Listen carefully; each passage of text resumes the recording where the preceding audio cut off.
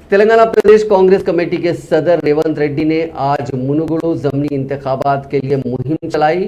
मुख्तलिफ मीटिंग्स को खिताब करते हुए रेवंत रेड्डी ने दावा किया कि पिछली कांग्रेस हुकूमतों ने कबायलियों की तरक्की के लिए काफ़ी इक़दाम उठाए, लेकिन मौजूदा टीआरएस हुकूमत कबायलियों की फलाह बहबूद के प्रोग्राम्स नाफिज करने में बुरी तरह नाकाम रही। उन्होंने कहा कि कांग्रेस पार्टी ने बलराम नायक को मरकजी वजीर बनाया, जबकि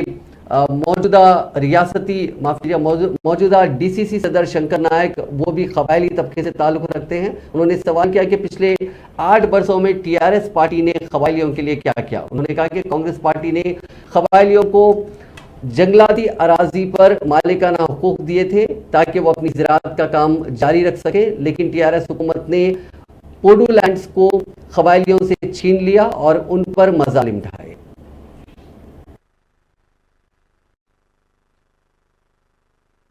అదేవిధంగా డిండి ప్రాజెక్టు కట్టే ఈ ప్రాంతంలో ప్రతి ఎకరాకు నీళ్లు వచ్చేది. ఇవాళ ఈ ప్రాంతానికి డిండి ప్రాజెక్టు కట్టలే, బావుల మునిగినలకు చెరువుల మునిగినలకు భూములకు నష్టపరిహారం ఇవ్వలే. ఆయన కాంగ్రెస్ ఇచ్చిన భూములు గుంజుకొని ధరణి పేరు మీద మీకు పట్టాలు ఇవ్వకుండా మిమ్మల్ని మోసం చేసి వేలాది ఎకరాలు మీ భూములు గుంజుకోనికే గుంటలెక్కడక రాచకొండ గుట్టల్లో తిరుగుతుండే తప్ప నీకు మేలు చేయడానికి కారుకుంటారు అనే సంగతి మీరు ఆలోచన చేయండి.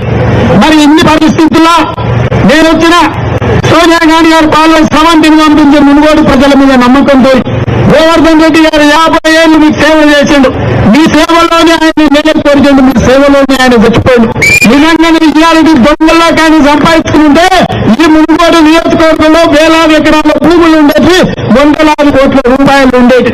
కానీ అలా నిజాయితీగా సేవ చేసినందుకు వాళ్ళ కుటుంబాన్ని గుర్తించి ఇవాళ సోనియా గాంధీ గారు వారికి టికెట్ ఇచ్చారు. నేను అడుగుతున్న ఆడపిడ వచ్చింది మీ దగ్గరికి జోల పట్టుకోండి, కొంగు పట్టుకొని మిమ్మల్ని అడుగుతుంది, ఆడపిడ్డగా నాకు ఒక అవకాశం లేదు, నన్ను గెలిపించండి. ఈ మోడీని కేడీని ఇద్దరు అందరైతే గుర్తి మా ప్రాంత సమస్యల